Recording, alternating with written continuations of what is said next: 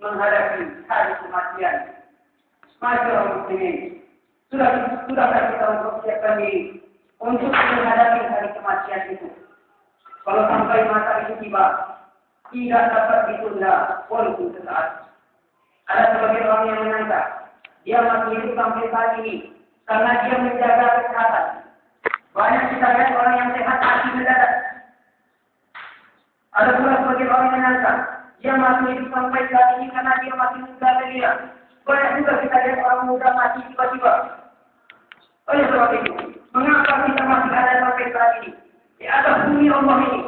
Kalau tidak kita ini dengan amal yang baik, maka mari kita pastikan amal yang baik itu kepada Allah Subhanahu wa taala sebagai persiapan kita menghadapi hari kematian.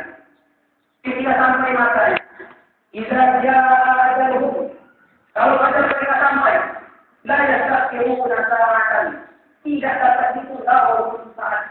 Wala yastaqimun, tidak pula dapat dimajukan walaupun saat. Ketika sampai masanya, apa yang akan mengiringi kita? Yusbahul mayyitu salatun, yang mengiringi kita nanti di alam barzakh. Kediamlah, tidak kurang tidak lebih salatun. Hanya ada tiga saja. Yang pertama, yang mengiringi kita adalah maluhu, hartanya yang begitu banyak. Dicari pagi pulang petang, para ingat banting pulang, dia ikut mengiringi kita. Tapi apakah dia akan sampai masuk ke dalam? Yang kita bawa hanya tiga helai kain yang tidak berjadi, itu yang menemani kita di dalam.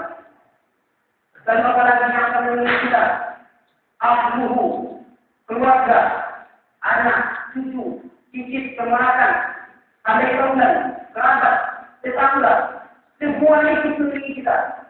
Mau mereka masuk ke dalam? Mungkin ada 2, 3, 4 orang masuk menyambut jenazah kita. Diletakkan kita di biang lahat. Setelah itu dia naik ke atas.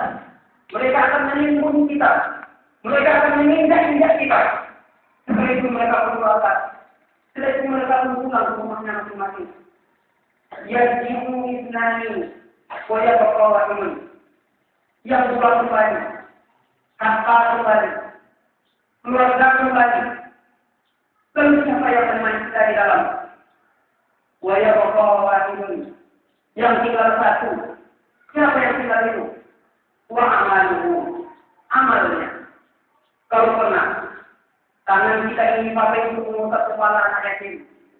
Kalau pernah tangan kita ini dipakai untuk bergotong royong membangun masjid. Kalau pernah tangan kita ini dipakai untuk menyumbang, infak, wakaf, zakat, maka itulah yang akan dapat menolong kita di hadapan Allah Subhanahu wa taala. Kalau pernah kaki dipakai untuk berjalan ke masjid, melaksanakan sholat berjamaah. Kalau pernah kaki dipakai untuk berjihad fi sabilillah, maka itulah yang akan menolong kita di hadapan Allah Subhanahu wa taala. Ketika mata meneteskan air mata di tengah malam yang sunyi, yang sedih, ketika semua orang tidur pulas, ada seorang hamba Allah yang terjaga melawan kantuknya. Lalu dia tenang berdoanya yang begitu banyak.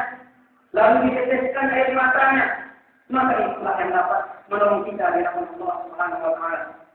Selama ini kita sibuk mengurus yang 2 perkara itu.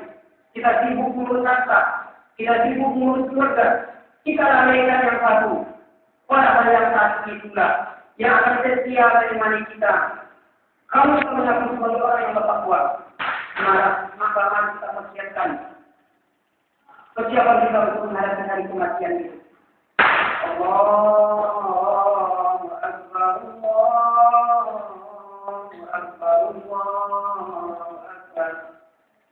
La ilaha illallah, Allahu Akbar. Allahu Akbar wa lillahil hamd. Maka muslimin wal muslimat tidak bermasalah dengan muslimin rahimahumullah. Ketakwaan merupakan kemenangan susah yang paling tinggi bagi orang yang melaksanakan ibadah puasa. Dia merasa bahagia dengan rahmat yang telah diberikan oleh Allah kepadanya. Dan dia harus berani membagi kebahagiaan dan kesenangan itu kepada orang lain. Maka sebagai saluran, sesakit dan sesenang, sesuka dan sesuka, Allah mewajibkan kepada seluruh hamba-Nya suatu ibadah, yaitu zakat fitrah. Sebagaimana yang tercantum di dalam firman Allah, "Qul min amwalihim shadaqatan tutahhiruhum wa tuzakkihim biha." Ambillah sedekah dan sebagian dari harta mereka. Niscaya yang bersedekah itu akan membersihkan dan mensucikan harta mereka. Dengan adanya zakat fitrah, Islam melambangkan jalan ukhuwah yang menghubungkan kaum hartawan